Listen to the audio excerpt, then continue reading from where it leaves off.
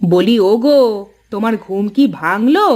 বেলা কত হলো সে খেয়াল কি আছে? ওগো ওঠো ওঠো, বেলা অনেক হয়ে গেছে। আজ কি কাজে যাবে না নাকি? বলি কাজ নেই বুঝি আজ? কি বলো গিন্নি? কাজ থাকবে না কেন?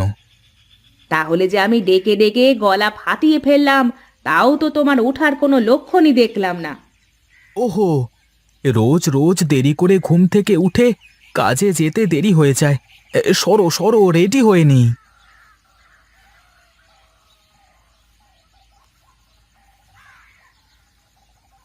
বাহ গিন্নি, তোমার হাতের রান্না না খেয়ে কাজে গেলে মনে হয় সারাদিন খিদে লেগেই থাকে আমার, বুঝলে?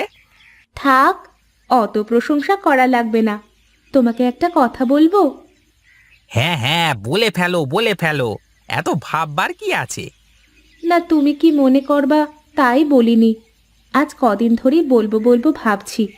আরে অত বাহানা না করে সরাসরি বলে ফেলো দেখি, তোমার কি লাগবে? আমার না একটা নতুন শাড়ি লাগবে। কয়েকদিন পরেই ও বাড়িতে তো অনুষ্ঠানে যেতে হবে। আরে অনুষ্ঠানের তো এখনো অনেক দেরি আছে, দেখবো নে। শোনো না, সেদিন যে শাড়িটা তোমাকে দেখালাম, আমার কিন্তু ওই শাড়িটাই লাগবে। আচ্ছা আচ্ছা, ঠিক আছে, তোমাকে ওই শাড়ি কিনে দেব। এই এখন একটু চুপ করো। আরে আরে, থাক থাক, আমাকে আর দিও না। কি যে বলো, তোমার জন্যই তো আমি এত সুন্দর করে রান্না করি। তুমি না খেলে কে খাবে বলো? মাকে খেতে দিয়েছ? উমা, মা কি এত সকালে খায় নাকি? সে পরে খেয়ে নেবে। মা, আপনার জন্য মাছের মাথাটা রান্না করেছি। আপনি তো মাছের মাথা খেতে খুব ভালোবাসেন। হ্যাঁ গো ছোট বৌমা, আমি আমার বাপের বাড়িতে মাছের মাথা ছাড়া তো খেতামই না। পরে বাড়িতে আসার পর যখন তোমার শ্বশুর মশাই জানতে পারলো, তখন সে চুপি চুপি আমাকে তার পাত থেকে মাছের মাথা উঠিয়ে দিত। আর আপনার ছেলেকে তো পাতে যাই দি, সব খেয়ে সাবার করে ফেলে। একবার শোনেও না আমি খেয়েছি কিনা। ও ছোটবেলা থেকেই অমন। ওর খিদে পেলে মাথার ঠিক থাকে না, আর খাওয়ার সময় এদিক ওদিক তাকায় না। মা, রান্না কেমন হয়েছে বললেন না তো? খুব ভালো হয়েছে মা। তোমার হাতের রান্নার কোনো জবাব নেই। কেন, আমার হাতের রান্না কি ভালো না মা? না না, আমি কি তা বলেছি নাকি? তোমার হাতের রান্নাও বেশ ভালো। তুমি যেমন ইলিশের পাতুরি ছোট বৌমার থেকে ভালো করতে পারো, তেমনি ছোট বৌমাও লাউ চিংড়ি ভালো রান্না করতে পারে। আচ্ছা মা, আপনি সত্যি করে বলেন তো, কার হাতের রান্না বেশি সুন্দর? এ কেমন প্রশ্ন আবার! বললামই তো, দুজনের হাতের রান্নাই সুন্দর। আচ্ছা মা, আপনি বসে খান, আমি উঠানটা ঝাড়ু দিয়ে ফেলি। আর ছোট, তুই সব কিছু গুছিয়ে থালা বাসনগুলো মেজে ফেল একটু।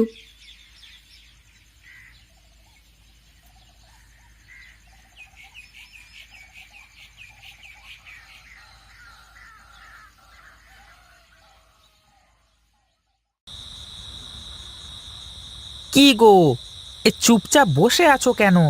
মন খারাপ নাকি? আমার মন খারাপ হলেই বা কি, ভালো হলেই বা কি, তাতে কার কি যায় আসে? আহা, কি হয়েছে বলো তো? একটু থেকে একটু হলেই কেমন ছেলে পোলের মতো করে। তোমাকে বললাম আমার জন্য শাড়ি নিয়ে আসতে, তুমি শাড়িটা নিয়ে আসলে না কেন? আচ্ছা আচ্ছা, বললাম তো নিয়ে আসবো, আজই নিয়ে আসবো, এটা তো বলিনি আমি।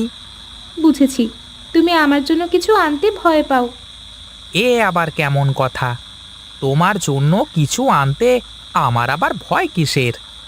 না, যদি তোমার ছোট ভাইও তার বউয়ের জন্য কিনতে চায়? কিনলে কিনবে, আমাদের তো ভাগের ব্যবসা, ওরও যেমন অধিকার আমারও তেমন অধিকার।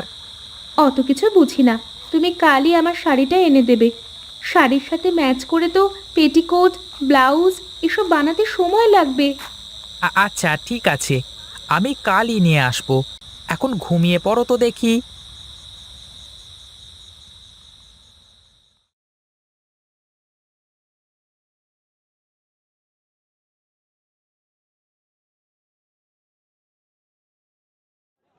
আজ ক বস্তা চাল বিক্রি হলো রে হরি? এই 50 বস্তা মতো দাদা। তা হবে কেন? এই সুশান্তকেই তো 15 বস্তা দিলাম, তাহলে এত কম হলো কিভাবে? ও আচ্ছা দাদা, হ্যাঁ আমি তো সুশান্তের নাম লিখতেই ভুলে গেছি। বেশ বেশ, ভালোই তো। এভাবে হলেই ব্যবসা লাটে উঠবে। আমি একটু বাইরে যাচ্ছি, তুই কিন্তু ভালো করে খেয়াল রাখিস সব দিকে, কেমন?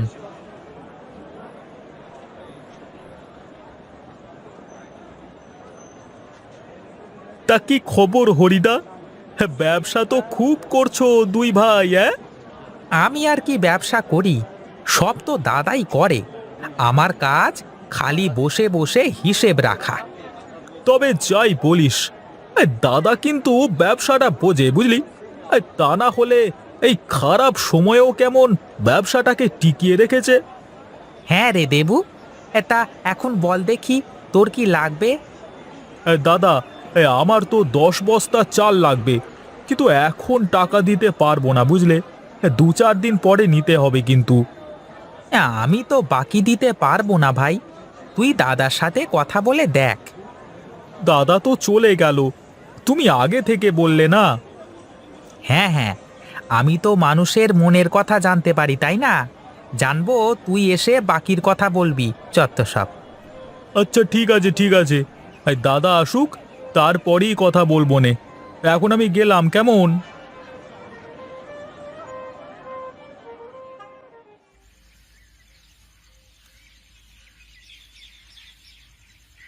হ্যাঁ কই গো গিন্নি?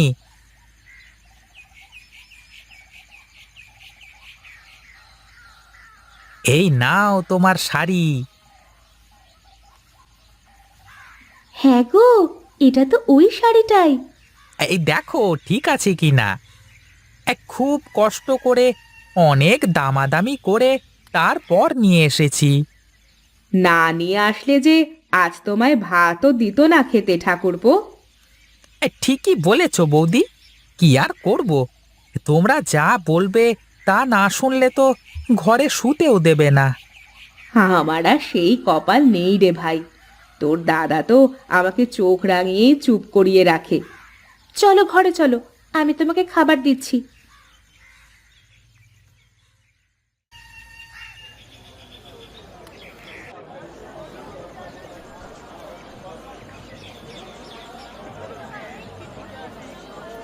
কি রে সুশান্ত, কিছু বলবি নাকি?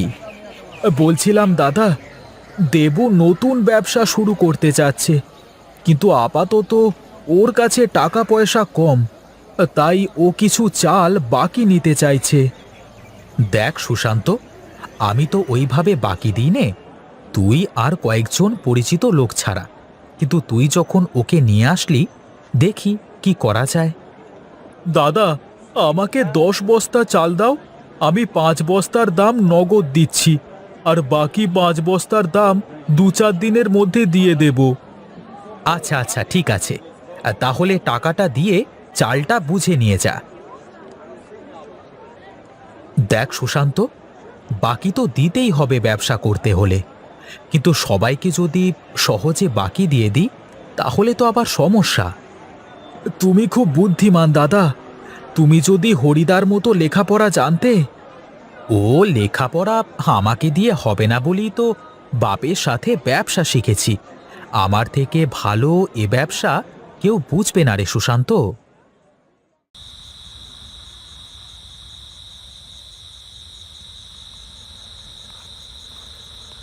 কি গো, মুখটা অমন প্যাঁচার মতো করে বসে আছো কেন? কি হয়েছে? ও তোমার দেখা লাগবে না, তুমি তো কিছুই চোখে দেখতে পাও না। যা বাবা, আমি আবার কি করলাম? কি হয়েছে বলবে তো আমাকে? আজ হরি ওর বউয়ের জন্য শাড়ি কিনে এনেছে। কই, তুমি তো আমার জন্য কিছুই আনলে না। ও তো অনুষ্ঠানের জন্য কিনলো, আর তোমাকে তো সামনের মাসেই না নতুন শাড়ি কিনে দিলাম। দিলে তো হয়েছে কি, এখন আমারও ওই রকম শাড়ি লাগবে। বুঝেছি, তা আগে থেকে বললেই তো হতো, একসাথে দুটো কিনতে বলতাম হরিকে। তোমার তো আমার কথা মনেই থাকে না, তুমি শুধু তোমার ব্যবসা আর কাজ নিয়েই থাকো। আচ্ছা আচ্ছা, আমার ভুল হয়ে গেছে। এখন চুপচাপ শুয়ে পড়ো, আমি কালই হরিকে বলবো, ও আর একটা শাড়ি তোমাকে এনে দেবে।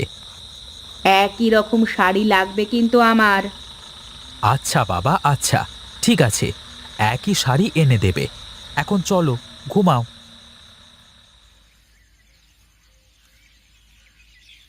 মা, বারান্দায় উঠে আসেন, খাবার খেয়ে নেন।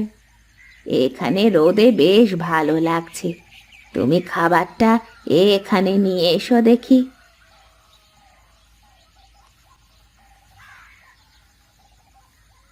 নেন মা, খাওয়া শুরু করেন। এ কি, দুজনে তো একই তরকারি রান্না করেছো, তাও আবার আলু রান্না শুধু। হ্যাঁ মা, দুজনেই এক তরকারি রান্না করেছি। এখন আপনি খেয়ে বলুন তো, কার রান্না ভালো? বুঝেছি বুঝেছি, তোরা আমার কথায় সেদিন রাগ করেছিলি বোধহয়। না মা, রাগ কেন করব? আসলে ছোট বলল যে অন্য তরকারিতে তো মশলা টশলা সব দিয়ে আলাদা আলাদা করে রান্না করা হয়, তাই হয়তো আপনি বুঝতে পারেন না। তাই একই তরকারি রান্না করেছি, যাতে আপনি বলতে পারেন কার রান্না ভালো। কি ব্যাপার মা, তুমি উঠানে বসে খাচ্ছ কেন? ওরে দেখ দেখ, দু বউয়ের প্রতিযোগিতা চলছে। দু বউ আমার জন্য আলু রান্না করেছে, এখন খেয়ে বলতে হবে যে কার রান্না ভালো। তোমরা কেউ হেসো না তো। মা, আপনি খেয়ে বলেন না। এই নাও বৌদি, এই তোমার শাড়ি, এই দেখো ঠিকঠাক আছে কি না। দেখো গিন্নি, দেখো সব ঠিকঠাক আছে তো?